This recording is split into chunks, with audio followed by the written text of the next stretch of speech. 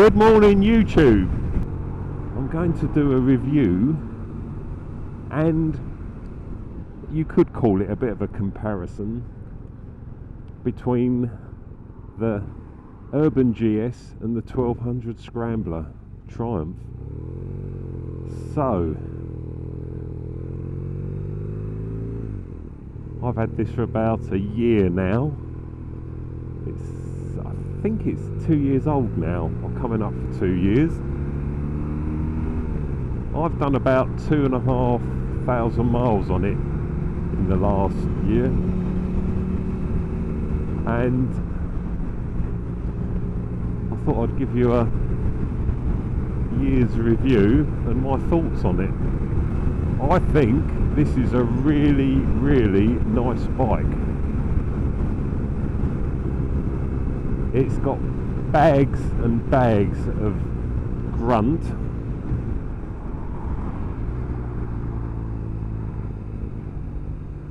Figures, wow, what are the figures? I think it's about 110 brake horsepower. It's got a lovely sound coming out of the standard exhaust. When you open it up, it really does growl.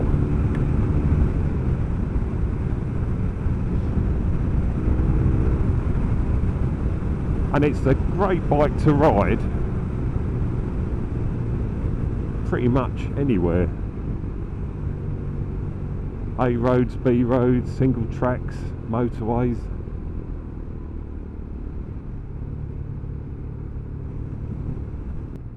However, I'm not sure that it would be a great off-road bike. I have ridden it down a track, which I'll put into this film. It was a review I did last weekend, but it didn't come out all that well. But the green laning part, you sort of get the picture. Are we turning? Any signalling? No, he's going straight on. Good man. I wouldn't have said it's that good off-road.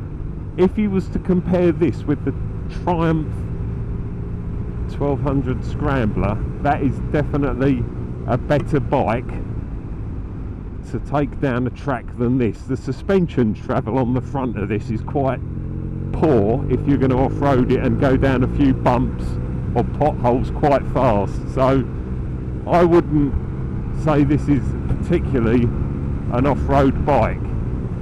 The GS 1200 is probably better, although it's heavier, has got better suspension. So no, this is definitely not for me an off-road bike, but I don't think it was ever meant to be. I think it's meant to pay homage to the original R80 GS that came out in the, I think it was in 1980, certainly in the very early 80s.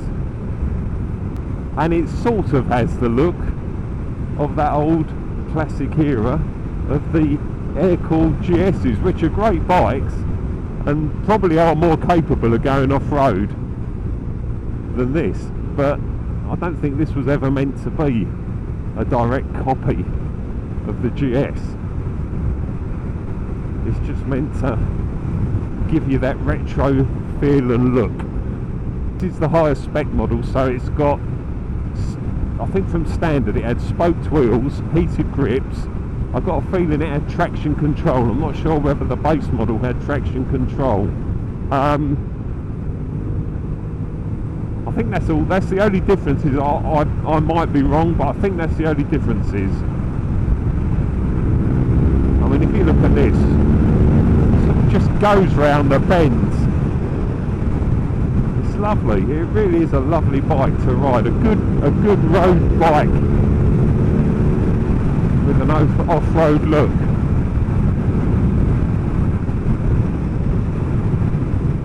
Well, hopefully we won't get any passing traffic and we can do a little walk around.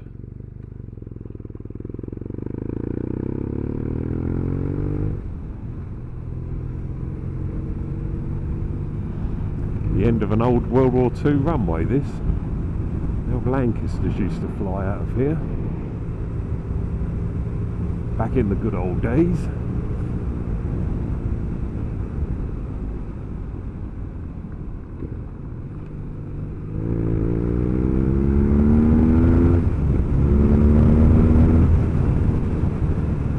This really is a good fun bike to ride though.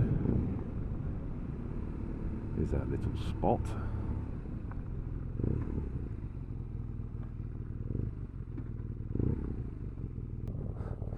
So first off is the exhaust note, which is quite nice. So that's the standard exhaust on that. It's still got the standard cat on it, but it does have a nice sound.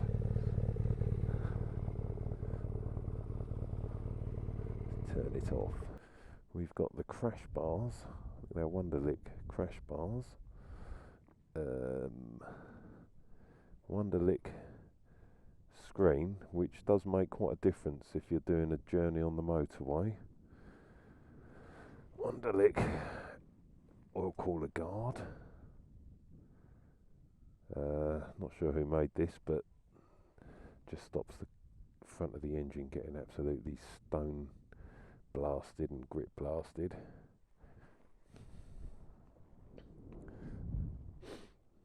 I put this on just to stop all the crap going up your back. That's just off a sort of 09, 010 GS. Got a mud sling guard there just to protect the shock.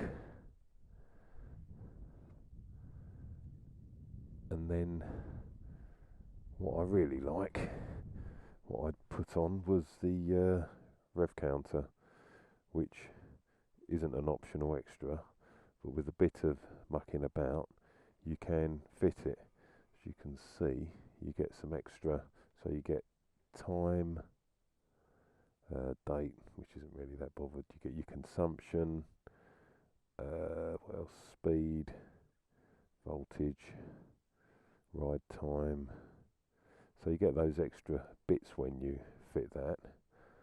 And then obviously on the speedo you've got your clock, you've got your mileage, trip 1, trip 2, and then it sets the trip automatically when you're going out, sort of every time, engine temperature, oil temperature. So you've got quite a few extras on this bike, which makes it nice. Also the I put some, these are just water cooled GS hand guards, and then these are Givy guards that go in extra. They're actually quite good. They do stop a lot of the wind getting on your hands, especially in the winter. And then this Rizoma headlight guard. So yeah, it's quite a few extras on this,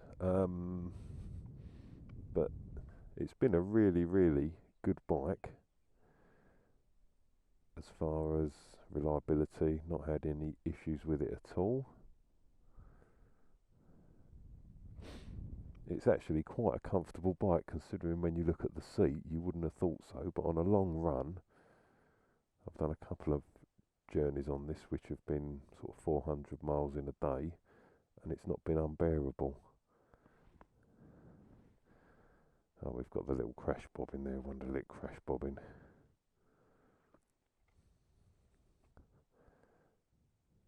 So as you can see,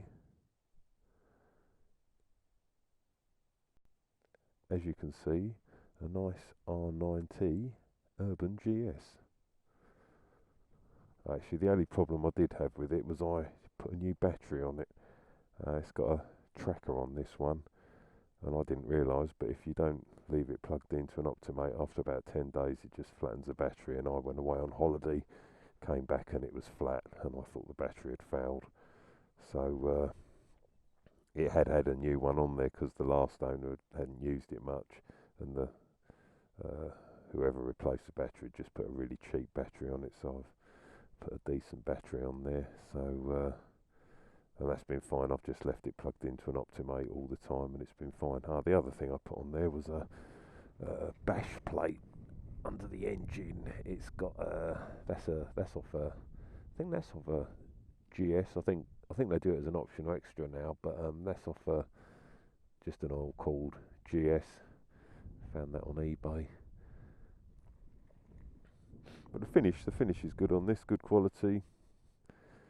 Always spray a bit of protection sort of oil over it after I've washed it, and I've been out in it in the winter and it's been fine. No problems at all. Back end looks quite nice, quite nicely finished. The other thing I did have actually, this started rattling a bit and one of the bolts had loosened off, so I just re-Loctited those and tightened those up, and that's been alright since.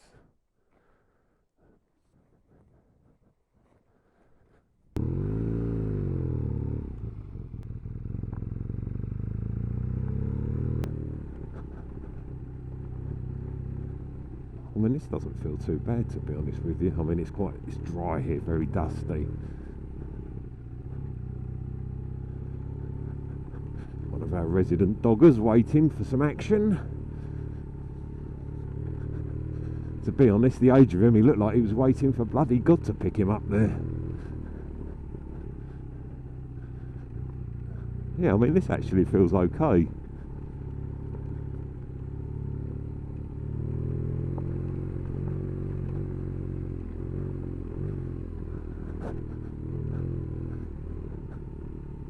Not a lot of travel in the suspension on this, but this, I have to say this, I haven't actually ridden down this track on my scrambler. Well, actually I did, I rode down part of it, but I actually feel a bit more comfortable on this than I do on the scrambler, and as much as I don't think it's going to wash out, the scrambler felt a bit like the front was going to wash out on it.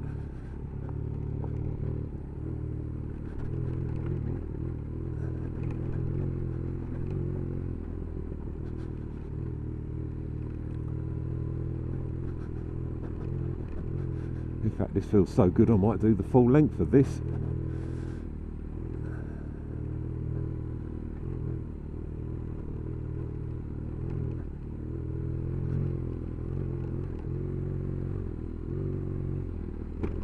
Yeah, bottomed out a bit there. Yeah, you can feel it. The front suspension's there's not a lot of travel. I'm sort of doing 25-30 miles an hour, so probably going a bit fast, but yeah, certainly just going, you know, at 15-20 this would be fine, just for a bit of fun. I mean, the suspension on the Triumph, there's a lot more travel on the Triumph suspension.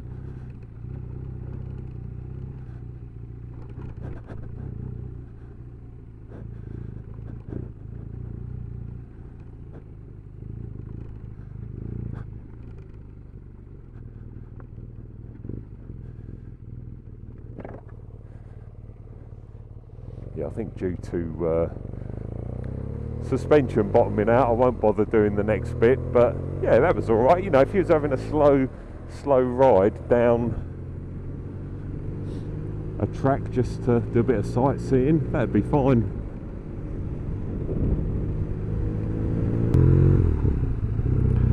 So, I don't think you can compare this to the 1200 Scrambler. It's a totally different bike. It really is. This is just, personally, if I had the two bikes side by side, if I was going for a ride which involved a lot of motorway and a lot of good A roads, I'd probably use this, because it's, well, there's a few reasons for that. One, this handles better than the 1200 Scrambler. It's got it's got chunkier wheels on this, so it goes round bends better. It's definitely a better road bike. And then the one thing I find with the Scrambler on a motorway, or even when you're going over about 65-70, because the bars are quite high up, or it feels like they're quite high up, you're not sort of bent forward, and with the sort of speed and the wind, it does make your sort of shoulders ache a bit after a while going fast. riding it round roads like this is perfect, but if you start doing a sort of fair speed on the motorway, it does get a little bit tiring. Having said that, it's not going to stop me doing it, but just if I had to ride to Scotland now, which is probably about 400 miles to the border, I'd probably go on this as against the Scrambler, although the Scrambler, once you get up there, will probably be a great bike. But again, you know, this would be a great bike. So I think they are very different bikes, and if you wanted to, you know, if you want to do some mild off-roading, I'd say the Scrambler's a better bike to take down a few sort of dusty tracks and whatever. I mean, I've taken mine down a few tracks, but for me it's not really a bike I'd want to use off-road, because it's quite a heavy old thing, and it's just such a lot of money, I wouldn't want to drop it. But that is definitely the better bike for a bit of casual off-roading and road riding. Personally, I would say the Scrambler is a good, if you can afford it, is a good second bike. I'm lucky I've got a couple of different bikes, but you know, if you've got a nice sports bike, sports tourer, and then you have the Scrambler, yeah, great, that'd be really good. But for me, definitely a really great second bike. But it is a lovely bike, the Scrambler. But as I said, this is also a nice bike as well. This really is a nice bike. And I think longevity, I think this bike will wear better and last longer than the Scrambler. You know, I think with BMW, I think the build quality is good on this, and I think the mechanicals or whatever. I don't know if there are any gremlins with the Triumph 1200 engines, but I don't know. I feel with this that it's just got a lovely quiet running engine, and it's just, I don't know, I just think this might be the bike, you know, not that most people keep their bikes that long, but I wouldn't have any fears of sort of doing 80,000-90,000 miles on this bike, whereas I think the Triumph engine might be a bit tired after that. I don't know, it'd be interesting to know if anyone's what the sort of highest mileage 1200 engine in various forms has done. But these engines out of these bikes are well tested, you know, they've been in the sort of large size GS's for a long time. There's a lot of them around with high mileage. So yes, all interesting stuff. I love them both. Love them both. They're both very different bikes, but they're both great bikes.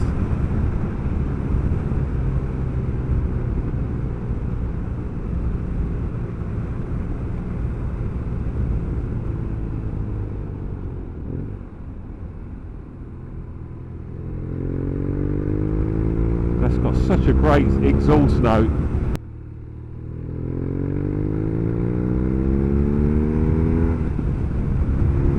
They're both about the same on petrol, sort of around 50s to the gallon, you know, mid 50s.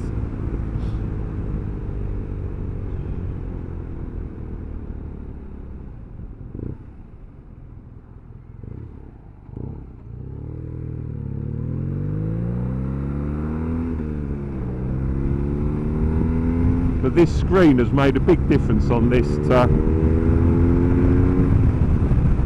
speed. You know, when you're riding at speed, it does take a bit of the force off the front of your chest, which, you know, on a long run, it does make your shoulders hurt or your arms.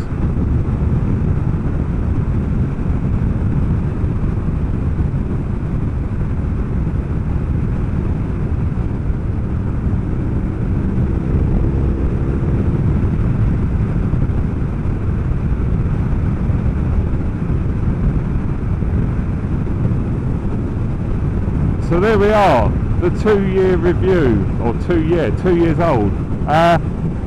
Other things, servicing, he's had a couple of services from BMW. To be honest, the service is cheaper on this than it is on the Triumph.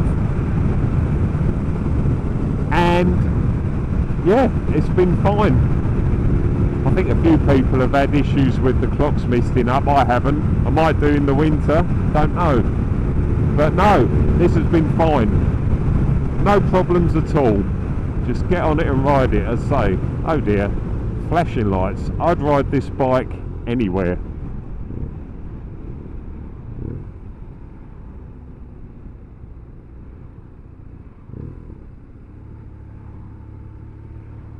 Yeah, no, this is a good bike.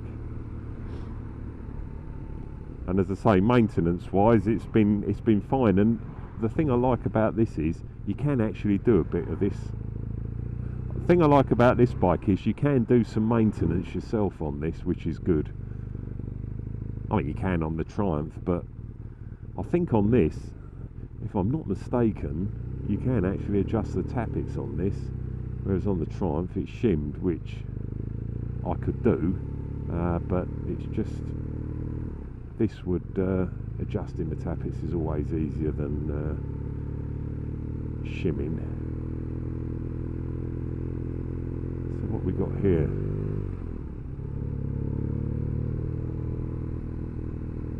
Oh, nice.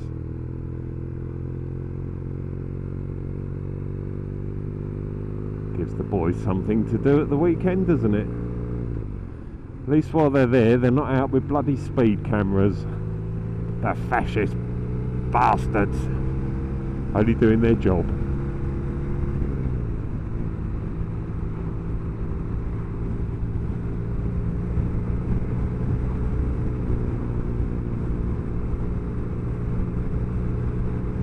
So yes, very hard decision. I mean, there seems to be, most people are either in the Triumph camp or the BMW camp. I've got a couple of Triumphs and a couple of BMWs, so I don't know where I stand with that. And there's no border in the workshop where they're parked. They get on quite well together. So, on that note, I will leave you there. Thank you for watching. Thank you for everyone that subscribed to the channel. And we'll see you next time. I'm going to go home now and get the Thruxton out and give it a good thrashing. So until next time, goodbye.